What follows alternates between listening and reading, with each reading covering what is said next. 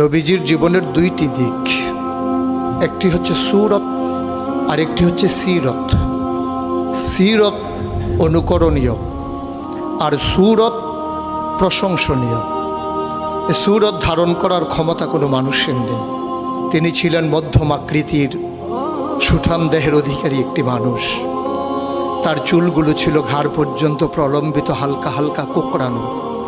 তিনি যখন চুলের ভিতরে তৈল দিয়ে আছড়াতেন মনে হতো মৃদুমন্দ ঢেউ দেখা যায়। তার কপাল ছিল চওড়া, ভ্রুগুলো ছিল জোড়া ভ্রু, ধনুকের মতো বাঁকা। চোখের পাতাগুলো ছিল ফুটন্ত গোলাপি রঙের এক একটি পাপড়ির মতো।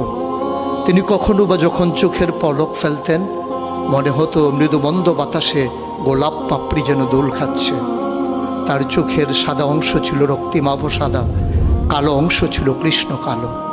তার নাকটা ছিল খাড়া, নাকের ছিদ্রগুলো ছিল ছোট ছোট। নাকের নিচে ছিল সরু চিকন গোঁফ, গোঁফের নিচেই সেই গোলাপি রঙের ঠোঁট। তার ঠোঁটগুলো যখন কখনো বা মুচকে হাসত, গোটা পৃথিবীর মানুষ অবাক বিস্ময়ে দেখত গোটা পৃথিবীতে যেন বিজলি চমকিয়েছে। তিনি কখনো বা যখন এই রাস্তা দিয়ে হেঁটে যেতেন, 1 মাস পরেও কখনো যখন সাহাবা হাঁটতেন তার গায়ের জান্নাতি গন্ধ তারা পেতেন।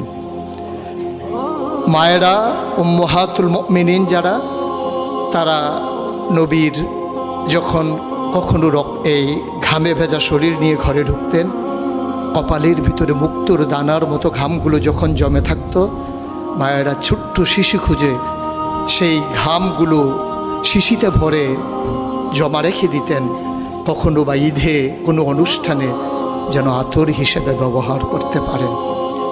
এই সুরত ধারণ করা কোনো মানুষের সাধ্যর বাইরে। কখনোই কোনো মানুষ এই সুরত ধারণ করতে পারবে না চেষ্টা করলেই। কিন্তু তার সিরত যেটা অনুকরণীয়, অনুপম আদর্শ। তিনি এসেছিলেন এই জন্যে, ওয়ামা আরসালনাকা ইল্লা রাহমাতাল লিল আলামিন। তিনি ছিলেন রহমত গোটা ধরনীর জন্যে। যেমন করে আল্লাহ বলেছেন, ফাবিমা রাহমাতিম মিনাল্লাহি লিনতা লাহুম ওয়ালাউ কুনতা ফাজ্জান গালিজাল কলব লানফাদ্দু মিন হাওলিক ফাআফু আনহুম ওয়াস্তাগফির লাহুম ওয়াশাওিরহুম ফিল আমর ফাইজা আযামতা ফাতাওয়াক্কাল আলাল্লাহ ইন্নাল্লাহা ইউহিব্বুল মুতাওয়াক্কিলিন। তিনি এসেছিলেন তেমন করে।